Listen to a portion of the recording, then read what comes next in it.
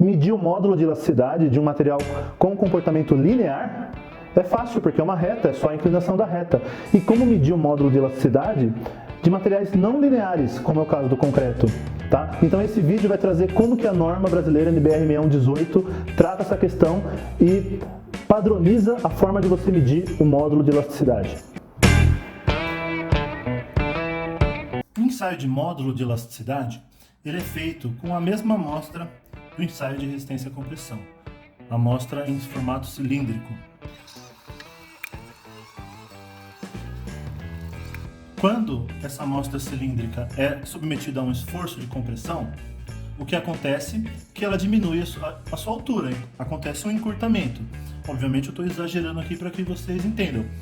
Esse delta, que é a diferença do comprimento inicial menos o comprimento final, é o delta L. Tá? Então é o encurtamento do corpo de prova. Se eu dividir esse delta L pelo comprimento inicial, eu tenho a deformação. Fazendo vezes 100, a deformação é apresentada na unidade de percentual.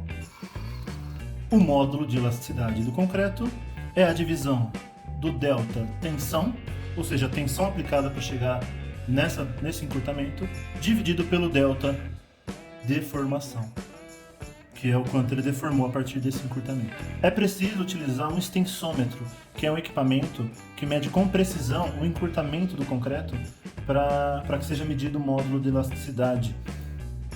O deslocamento das máquinas não tem precisão suficiente para isso. Como vocês já sabem, o concreto tem comportamento elástico não linear.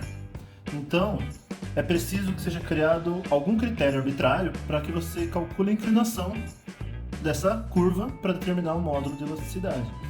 Então, a norma brasileira, a NBR 6118, ela mostra dois tipos de módulo de deformação. O primeiro é o módulo de elasticidade ou módulo de deformação tangente inicial.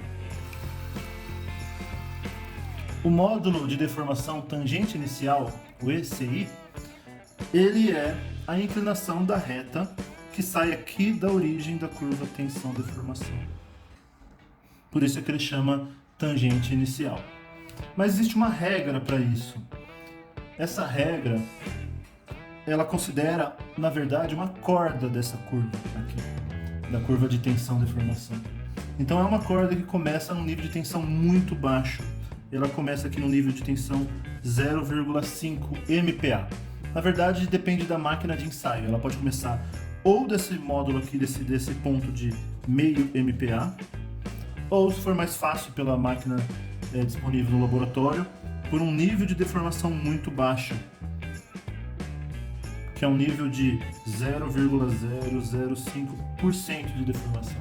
E o segundo ponto seria um nível de resistência de 30% da resistência máxima, 0,3 vezes a resistência à compressão.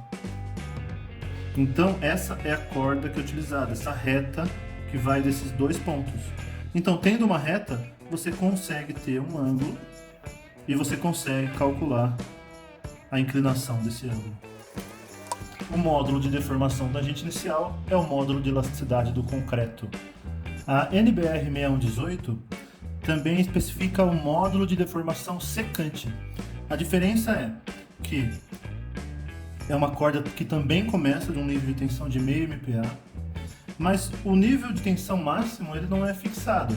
É o nível que você deseja na sua análise da sua estrutura. Então, nesse nível aqui de tensão que você deseja, você traça uma corda e o ECS, que é o módulo de deformação secante, é a tangente desse ângulo. A NBR 6118 apresenta essas duas fórmulas. São fórmulas de você calcular o módulo de elasticidade tangente inicial, tendo apenas o FCK do seu concreto, sem a necessidade de fazer o experimento, o ensaio. Então são duas fórmulas, porque a primeira fórmula é para os concretos de classe C20 até a C50, e a segunda fórmula para concretos de classe C55 até C90. Como o agregado ele influencia bastante no módulo de elasticidade, então esse alfa aqui da fórmula, ele varia em função do tipo da mineralogia do seu agregado. Então, granito, que é bastante comum, e gneiss, esse coeficiente vai ser 1. Basalto, que tem resistências maiores, é um agregado mais rígido, diabásio, 1,2. Calcário, 0,9 e arenito, 0,7. Esse resultado dá resposta em MPa, se você entrando com FCK também em MPa. A mesma norma apresenta também essa fórmula de correlação entre o módulo de deformação secante e o módulo de elasticidade, que é o módulo de deformação tangente inicial. E esse coeficiente alfa-i você determina a partir dessa fórmula, que é uma fórmula em função do FCK. Esse valor aqui vai sempre dar um valor menor ou igual a 1. Apenas um exemplo de onde você precisa do módulo de elasticidade durante as suas análises estruturais é o cálculo de flecha de elementos que estão submetidos à flexão. Então esse elemento aqui, quando você tem uma carga uniformemente distribuída ou concentrada, ele vai apresentar flecha. Então você vai aprender nas suas matérias de cálculo estrutural que para você calcular essa flecha você precisa do módulo de elasticidade. Daí a importância dessa propriedade.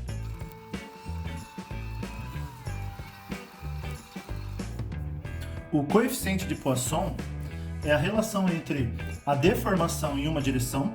Então a gente já viu que um corpo de prova, quando é solicitada uma carga axial, ele vai sofrer um encurtamento. Só que ao mesmo tempo ele vai ter um aumento nessa outra direção, que é a direção transversal, a direção da solicitação da carga. Então, o coeficiente de Poisson é a relação, a divisão entre a deformação na direção axial com a deformação na direção transversal.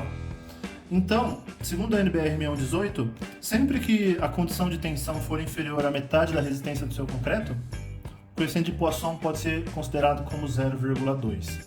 E o módulo de elasticidade na transversal pode ser calculado a partir dessa fórmula, do módulo de deformação secante dividido por 2,4.